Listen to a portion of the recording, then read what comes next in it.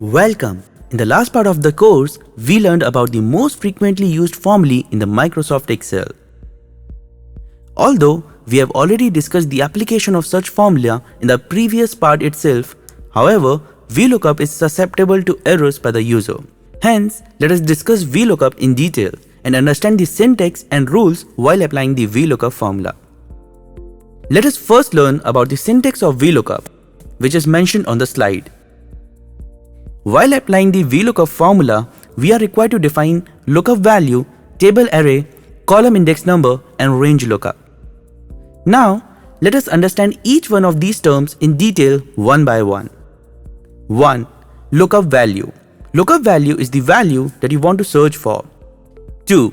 Table array. The array of data that is to be searched for, the lookup value.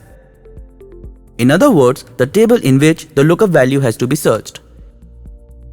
The VLOOKUP function searches in the leftmost corner of the array. 3. Column index number. It is an integer specifying the column number of the supply table array that you want to return a value from.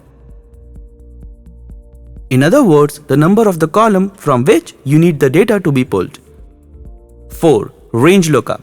This is an optional logical argument that describes what the function should return in the event when it does not find an exact match to the lookup value. The range lookup value can be set to true or false, meaning select true if an exact match is not found, and select false if an exact match to the lookup value is not found, return an error. If the range lookup value is omitted, it uses the default value of true. Now that we have understood the meaning of terms used in the VLOOKUP syntax, let us move forward to the practical example of the VLOOKUP formula.